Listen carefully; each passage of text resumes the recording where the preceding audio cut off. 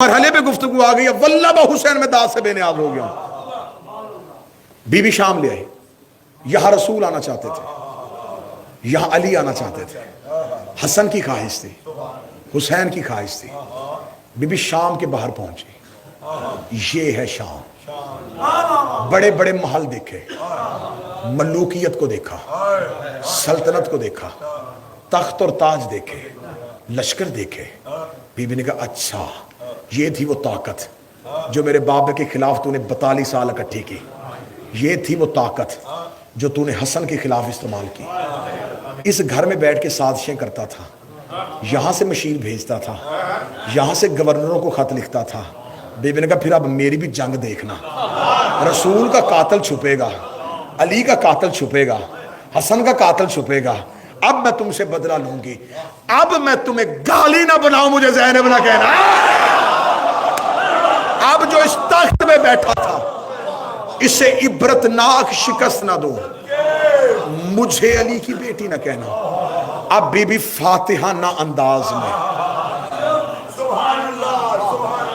فاتحانہ انداز میں be be بازار شام کو رونتی ہوئی، بی بی ان کے بڑے بڑے قصر کو اپنے زمین بوس کرتی ہوئی، شہزادی رونتی ہوئی فاتح خیبر کی بیٹی اپنے خطبے کی تلوار کو، بابا جس بات پہ قابو رکھے گا ورنہ مجھے مجبوراً مصاحب کا رخ پڑنا، یوں خطبے کی تلوار کو بے نیام کرتی ہوئی، اپنے لفظوں کی دھار سے رگیں کاٹتی ہوئی شہزادی فاتح بن کے اس کے دربار میں داخل ہوئی. 42 سال سے چھپ کے بیٹھا تھا، اسی کا بیٹا تخت پہ بیٹھا تھا. اس نے علی کی بیٹی کو آتے ہوئے دیکھا، اس نے شہزادی کو دیکھا، چہرے پہ وہی علی والا روپ، منہ میں وہی علی والی زبان، لہجہ بھی وہی علی والا، گفتار بھی وہی عباس والی. اس نے کہا کون قتل ہوا ہے؟ ایسے لگ رہا ہے اس کا کوئی بھائی نہیں مارا گیا، ایسے لگ رہا ہے اس کا کوئی بیٹا نہیں مارا گیا. بی بی نے یوں دربار میں پہلا قدم رکھا. اس نے سمجھا تھا کہ میں نے قید کیا ہوا ہے. اس کو اس کے سفیروں نے پوچھا کیوں قتل کیا ہے تو نے حسین کو؟ جب بی بی دربار میں داخل ہوئی تو یہ ملعون کہہ رہا تھا کہ حسین میرے اختیار کو نہیں مانتا تھا، علی نے میرے باپ کے اختیار کو نہیں مانا، علی کے بیٹے نے میرے اختیار کو نہیں مانا. اتنا کہنا تھا، شہزادی کا پہلا قدم دربار میں آ گیا. شہزادی نے کہا اے معاویہ زادہ، تم نے ابھی کہا ہے ہم نے تیرے اختیار کو نہیں مانا، میں تم سے بات کرنا چاہتی ہوں لیکن تیرے دربار میں یہ روشن دان ہے، ان سے ہوا آ رہی ہے، تھوڑی دیر کے لیے ہوا کو روک تاکہ میں تم سے بات کر سکوں. جس نے کہا روشن دان کی ہوا روکنا میرے بس میں نہیں ہے. بی بی نے کہا تیرے دربار میں گھوڑے کھڑے ہیں، گھوڑے کی فطرت ہے، وہ اپنے پاؤں کو حرکت دیتا ہے، ان کے سموں کو روک، میں تم سے بات کرنا چاہتی ہوں. اس نے کہا میں گھوڑوں کے سم نہیں روک سکتا. بی بی نے کہا تیرے دربار میں اونٹ کھڑے ہیں، اونٹوں کے گردنوں میں گھنٹیاں ہیں، یہ اپنی گردنوں کو ہلا رہے ہیں، گھنٹیوں کا شور ہو رہا ہے، تھوڑی دیر کے لیے گھنٹیاں روک. اس نے کہا بی بی یہ بھی میرے بس میں نہیں ہے. علی کی بیٹی نے کہا اب میں اپنا اختیار دکھاتی ہوں. شہزادی نے کہا اوس کو چپ ہو جاؤ. اتنا کہنا تھا، جس اونٹ کی گردن ہلی تھی واپس نہیں آئی، جس گھوڑے کا پاؤں اٹھاتا نہیں چلی گیا، جہاں سے ہوا نکلی تھی واپس نہیں گئی، جو سانس نتھرے سے باہر آئی تھی اندر نہیں آئی، حلق وہی کا وہی رک گیا، جس کی آنکھ کھلی تھی بند نہیں ہوئی. جب پورا دربار پتھر کا بن گیا، بی بی اس کے تخت کے سامنے آئی، بی بی نے اس کے نپاک بدن کی روح واپس کی. اس نے اپنی آنکھوں کو ہلایا، اس نے دیکھا کہ پورے دربار میں پتھر ہے، کوئی انسان حرکت نہیں کر رہا، کوئی بشر حرکت نہیں کر رہا، کوئی حیوان اپنی آنکھ بند نہیں کر رہا. اس نے کیا کیا تو نے علی کی بیٹی؟ یہ تو نے کیا کر دیا میرے بھرے دربار کو؟ بی بی کہا تو نے کیا کہا تھا ہم نے تیرے اختیار کو نہیں مانا، اب بتا قیدی تو ہے یا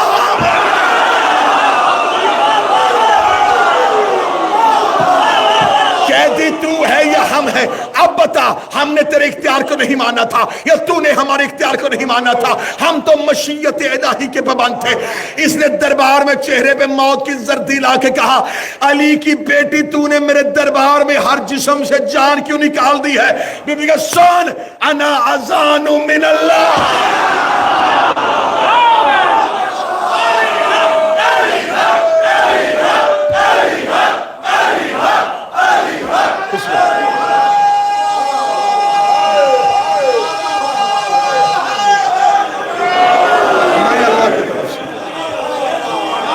بسم اللہ جی آپ مولا حسین انا اذان من اللہ ورسولہ، میں اللہ کی اذان ہوں، میں رسول کی اذان ہوں.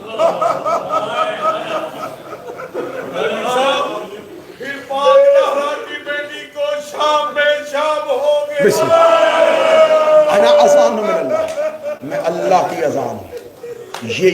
یہی وجہ تھی میرے ماتمیوں کہ اس نے، اب تم نے ساری زندگی ذاکروں اور سے خطبہ اور علماء سے سنا، نوکر کی زبان کا جملہ ہے سید مجھے دعا دے کے چلے جانا، کوئی میری کسی سے ذاتی دشمنی نہیں ہے۔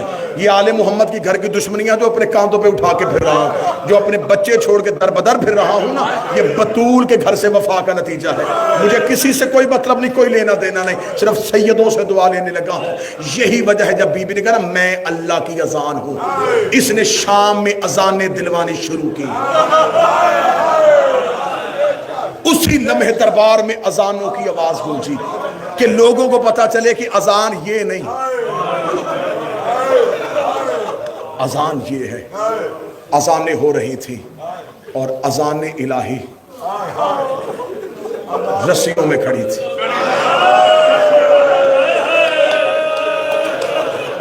بی بی نے کہا بابا میں تیری بیٹی ہوں، بابا تو مدینے سے چلا تھا، تو نجف بیٹھ گیا، حسین مدینے سے چلا، حسین کربلا بیٹھ گیا، بابا میں اب رہوں گی شام، اب میں شام سے نہیں جاؤں گی، بابا اب نہیں میں شام سے جاؤں گی، بابا میں نے فتح کیا ہے، آج بھی شام کے ایئرپورٹ پہ اترو، ندیم بھائی آپ سیدہ کے حرم کے نوکر ہیں، آج بھی شام کے ایئرپورٹ پہ اترو، شام کے ریلوے اسٹیشن پہ جاؤ، کوئی کسی کا نام نہیں لے رہا، ایک ہی آواز آ رہی ہے زینبیہ زینبیہ زینبیہ۔ اللہ جانے کیسے فتح کیا شام۔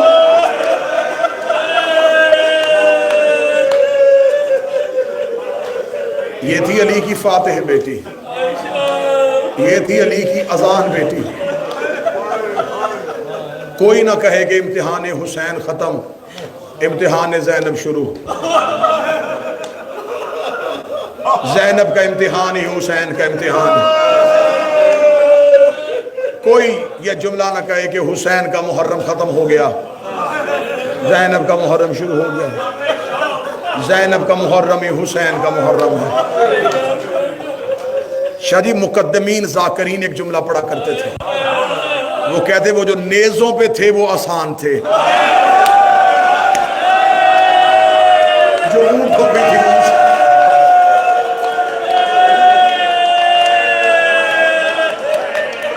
بس اسی دربار کا ایک جملہ سن لو، وقت میں بہت زیادہ پڑ گیا، اللہ اس بارگاہ کو سلامت رکھے، اللہ اس کے منتظمین عہدیداران جتنے بھی ہیں خدمت گزار شہزادی کسی کا محتاج نہ کرے۔ تم حسین کے گھر کی نوکری کرتے ہو، بی بی تمہیں کسی کا محتاج نہ کرے۔ میں ڈر گیا ہوں ماتمیوں سے، میں جملہ کھولوں گا نہیں، میں اشارہ کروں گا۔ یہ ملاؤن تخت پہ تھا، رسیوں میں تھی قرآن کی صورتیں،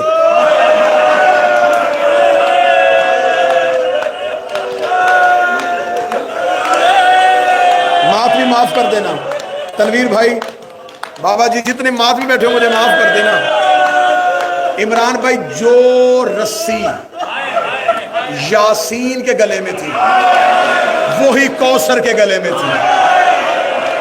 یاسین اپنی کمر سیدھی کرتی، کوثر کے تلوے زمین سے اڑ جاتے، رو کے کہتی اماں کمر جھکا، میرے گلے کی رسی تانگ ہو گئی۔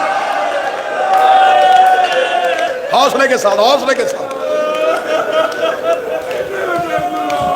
تم محرم کا ماتم کر چکے، اب تمہیں انتظار ہے چہلم کا،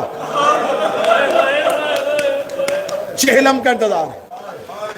بھائیوں کے پرسے بہنوں کو دیے جاتے ہیں، چہلم ہے علی کی بیٹی کے حصے کا سوگ، یہ پرسہ دینا ہے تم نے شہزادی کو۔ میری ذمہ داری ہے میں جتنا چھپا سکوں گا اتنا چھپاؤں گا۔ یہ ملاؤن تخت پہ تھا۔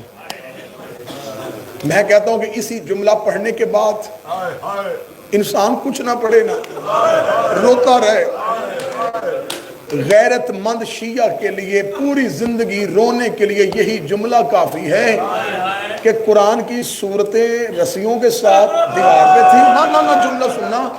یہ ملاؤن تخت میں تھا, اس کے ہاتھ میں شراب کا جام تھا, اس نے شراب کا جام نیچے رکھے گا, ان میں سے علی کی بیٹی کا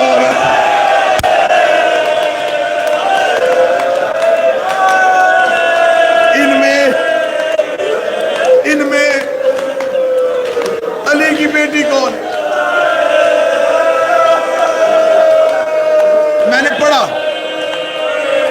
میں نے پڑھ دیا نا, تم نے سن لیا.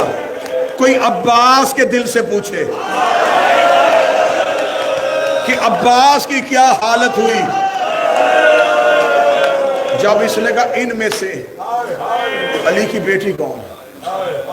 ایک ملون دائیں کھڑا تھا, اس نے کہا وہ جو سب سے آخر میں سفید سر والی ضعیفہ ہے نا, وہ ان کی کنیز ہے, اس کی کمر کے پیچھے سر رکھ کے جو کھڑی ہے نا, وہ علی کی بیٹی ہے.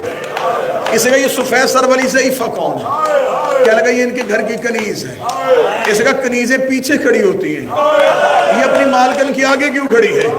اس نے کہا ہم نے پورے رستے ہی سے بڑا مارا ہے, اس نے بی بی کا پردہ نہیں چھوڑا.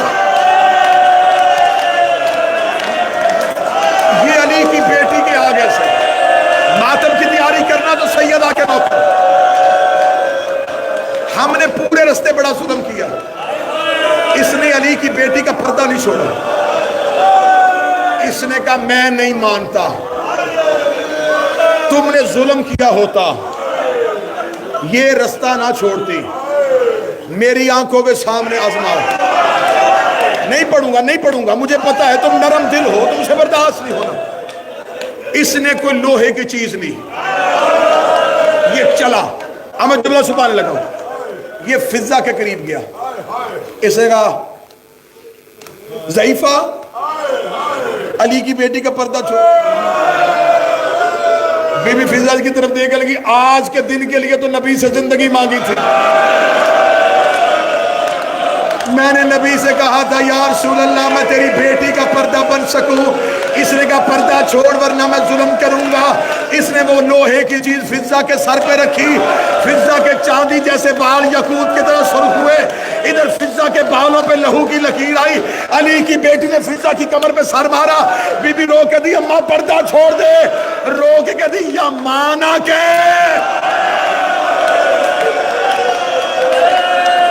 یا ماں نہ کہہ, یا پردہ چھوڑنے کا نہ کہہ. مجھے بتا آج تیری ماں ہوتی, وہ تجھے اس نجس ترین ماحول میں بغیر پردے کے چھوڑتی. مر جائے گی فضہ, نہیں چھوڑے گی تیرا پردہ. اور سید و احسان مانو فضہ کے, اس نے پورے بازار شام میں اپنا پاؤں نہیں بدلا. یہ کہتی تھی میری غیرت کا وارہ نہیں کرتی, میں پاؤں اٹھاؤں کسی بے غیرت کی نظر زینب کے پاؤں پہ چلی.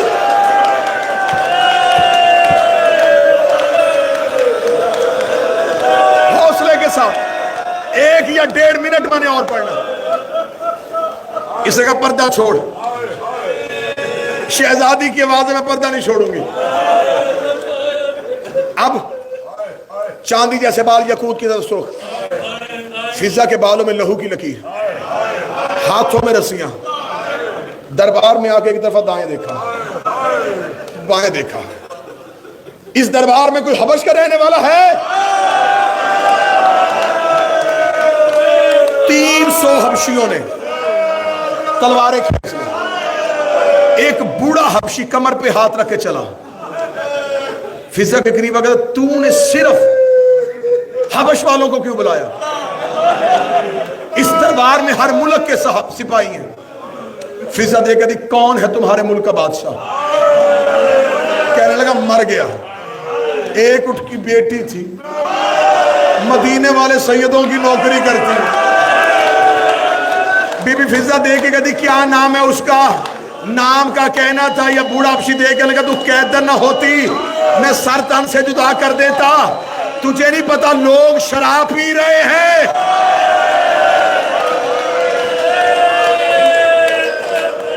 تجھے نہیں پتا لوگ شراب پی رہے ہیں، اور تو نے مجھ سے ہماری شہزادی کا نام پوچھ لیا۔ بی بی فضہ کہتی تو نہیں بتاتا تو میں بتاتی ہوں، اس کا نام میمونہ تھا۔ بوڑھے حبشی نے اپنے ابروؤں کو اٹھایا، کہنے لگا تو میمونہ کو جانتی ہے؟ جملہ پڑھو جس نے گھروں تک باتیں کرنا ہے۔ بوڑھے حبشی نے ابرو اٹھائے تھے، فضہ نے اپنے بالوں کو ہٹایا۔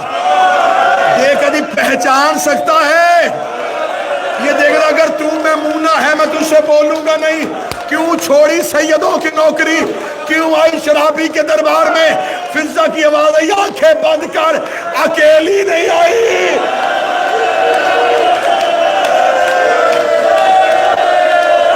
علی کی بیٹیاں میرے پیچھے کھڑی ہیں، سیدوں مجھے جملہ معاف کر دینا، اتنا کہنا تھا۔